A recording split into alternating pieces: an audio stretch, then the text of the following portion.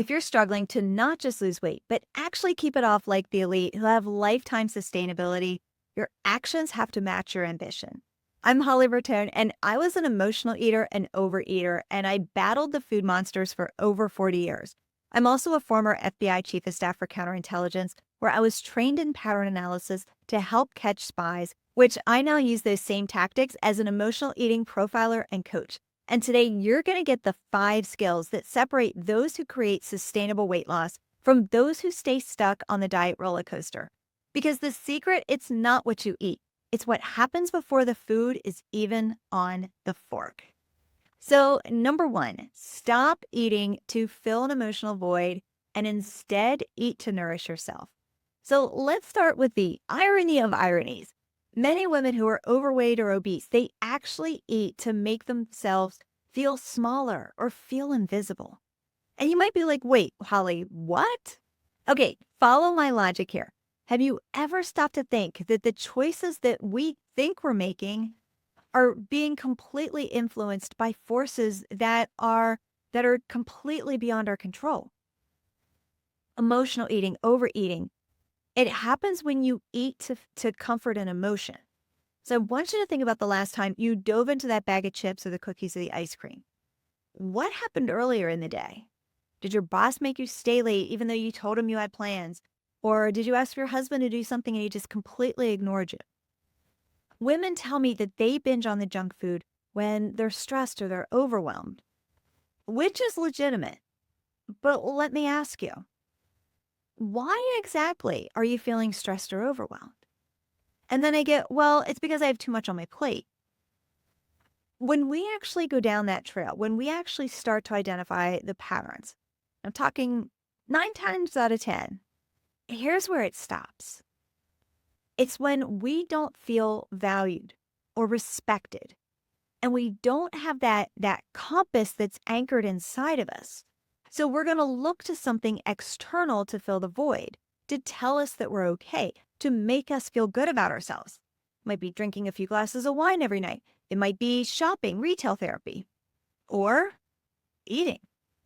And I battled those food monsters for over 40 years because I never learned to make that peace within. So I continued to fill these huge emotional voids that were the size of the Grand Canyon. And the scale reflected it. Show me a woman who eats healthy and naturally. And I am going to show you a woman who truly respects herself and her body. So stop eating to fill an emotional void and instead eat to actually nourish yourself. Because you are worthy and you are deserving. Number 2, your emotions are eroding your credibility. Okay, I'm going to give you a little spicy Holly bluntness here. Women who can't control their emotions are perceived with having low discipline. Stay with me. Have you ever noticed how people who are just wildly emotional and reactive, they typically aren't the ones that have the wealth or the career status, even the weight or the health that you want? An honest question.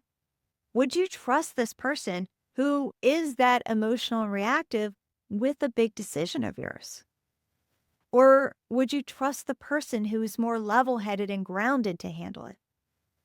You see, that high emotion, it clouds your decision-making ability. This includes your cravings. The 1%, the elite, they are gangsters at being able to regulate their nervous system, to regulate their emotions, to get into their body, to actually eat according to the best decisions for their body. At the FBI, it was the calmest person who controlled the room and had the upper hand. And the same applies here. And here's part 2 of that, is that they trust their decision-making process. The only way to trust yourself is when you put your compass on God or whatever is aligned with your belief system. And then also yourself. So you've got God and yourself, and then you're going to take that compass off of the news and off of social media and off of what that influencer is saying or doing. I mean, think about the conversations you've had with people lately in just any kind of random social setting. How many of those conversations are around people just parroting what they heard on the news or social media? Or how many of those conversations are around people's independent ideas? It is scary how few people think for themselves these days. They literally just repeat what they hear without any kind of critical thinking. And then they're going to let what they've been force-fed drive their emotions. And their emotions drive their eating. And then it's just this cycle that never ends. Speaking of social media, some of the comments I get on Instagram are just so unhinged. And I love it when women feel compelled to make fun of my eyebrows. I feel like I need to make a club for them or something. They can band together in Holly Burton's eyebrow shaming. One woman said, and I quote, she said, "It's hard to concentrate because I keep staring at your eyebrows with a laugh emoji." Now, here's the thing. I could have spiraled. I could have gotten all emotional. But my response, I stayed neutral, but a little bit of sass. And what I said, lost them to chemo. They never grew back. I'm glad they're so captivating for you. Well, I noticed this Snoopy thing on her profile picture. So just for grins, I went to her profile and her profile picture had a meme of Charlie Brown and Linus holding up a sign. Okay, you can't make this up. Charlie Brown and Linus, they are holding up a sign that says, "Hate never made any nation great." I almost spit out my water. I was laughing so hard. I'm going to feel righteous about myself and then post this anti-hate Charlie Brown meme. And then I'm going to go publicly make a hateful statement about someone's appearance. Like, this is where we are at today as a society. In all seriousness, now, it's actually kind of sad. I have so much compassion for these people who make these kind of unhinged comments on social media. Because honestly, they're made from this knee-jerk emotional state of mental unwellness. Someone who is whole with themselves. They do not go around making these kinds of rude and hateful comments. They just don't. They probably think the thing they want to say. I mean, guaranteed that that's probably there. Trust me, I've had my own. But they just keep scrolling. So I actually do have a lot of compassion because they've got a lot of work to do. But here's the thing, is that kind of behavior, it spills out into all other areas of their lives. Is because when someone is that emotional, they're probably eating in the same kind of unhinged way. And I know this because I used to be one of them. This kind of emotion, it's going to completely just erode any kind of confidence in that person. And they're going to be stuck in that never-ending cycle unless they actually face themselves in the mirror and make that hard decision to change. So if emotional reactivity erodes your credibility, what's going to actually build it? Well, that brings us to number 3. Have integrity with yourself. This is the secret to building authority with yourself, and it's the secret of the 1% elite. And here's the thing. Integrity, it's not loud, it's not performative, it doesn't seek validation. It's actually one of those just quiet and consistent everyday actions. Most people, they're distracted and they just go through the motions of life. They don't actually think through any kind of situation or have any kind of plan. I mean, how many people do you know where it's like, oh, it's 6:30 at night. I guess we should start to think about what we're going to have for dinner. So they start the day saying, I'm going to be good today and I'm going to stick to the diet. And then the next thing you know, dinner is pizza or DoorDash delivered and then topped off with inhaling a box of cookies. That's not how you stay in integrity with yourself. Most people, they jump from diet to diet because their friend is doing it or they heard some influencer on Instagram talking about it. Or they join the cult of the diet label. You've got vegan and carnivore and AIP and Weight Watchers. Like they just become so absorbed with actually being that diet. They become one with the diet. And they just forget we're all different. And guess what? There might be some inflammatory foods on that diet that they're eating, but they're just completely blind to it.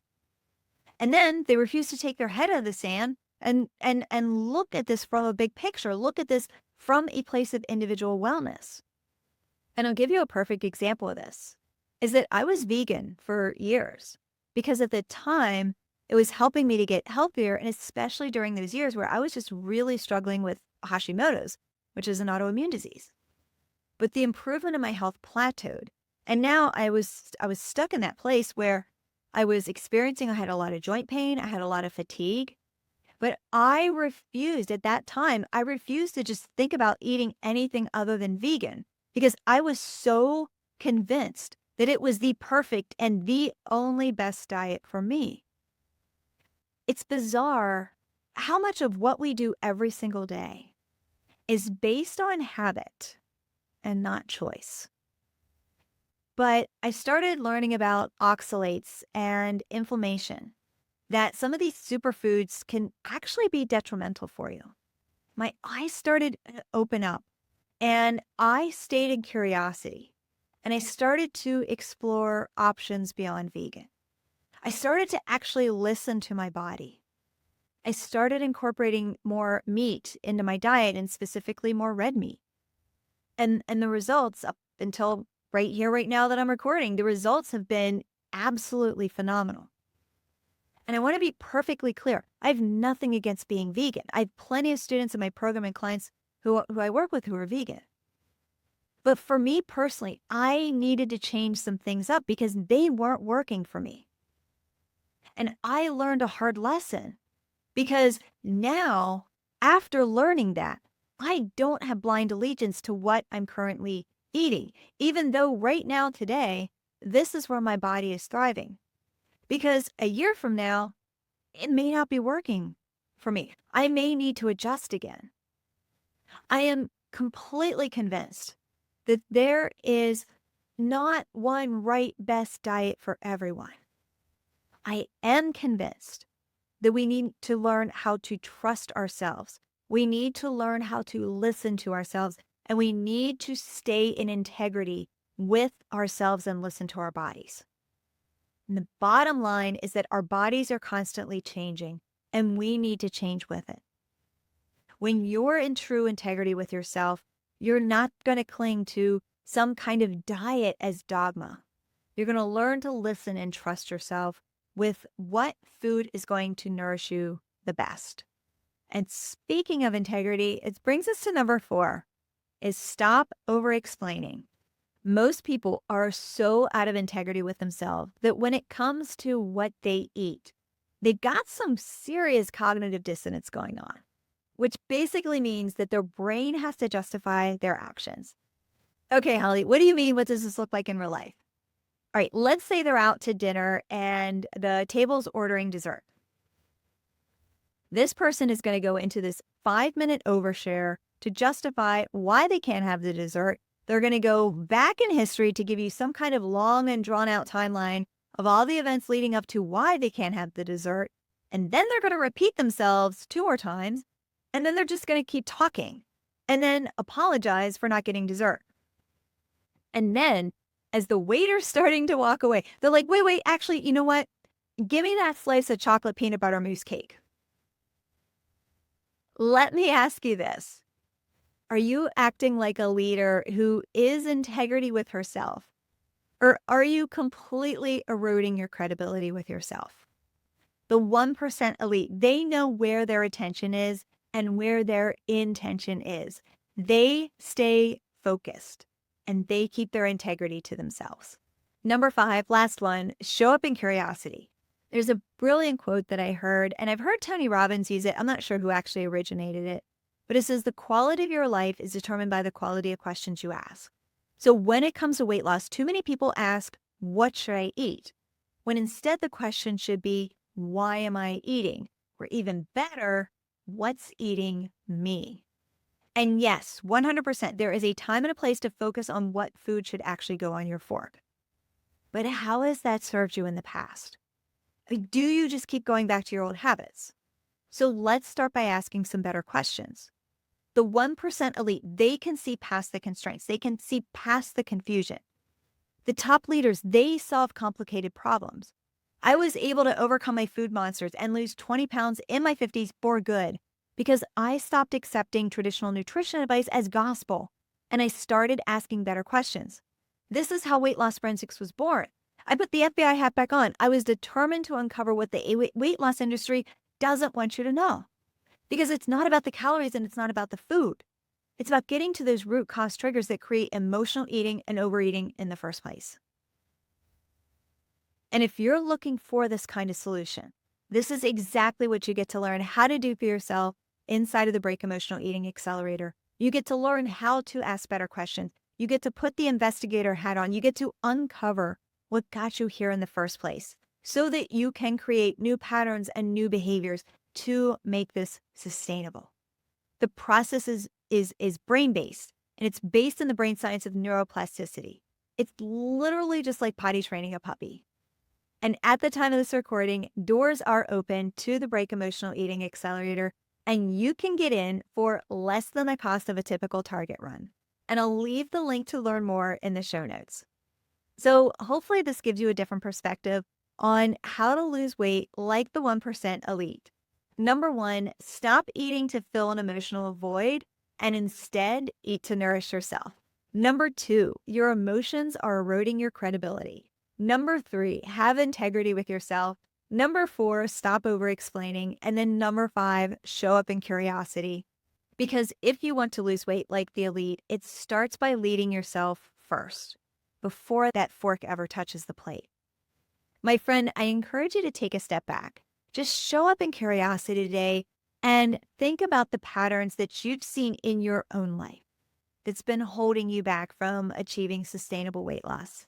And then let me know in the comments what specifically in this episode really gave you that gut check. Or hit me up on Instagram at holly.bertone, Bertone, and say hello and let me know because I always want a chance to cheer for your success. So thanks for tuning in. I'm Holly Bertone, your emotional eating profiler and coach, and this is Weight Loss Forensics.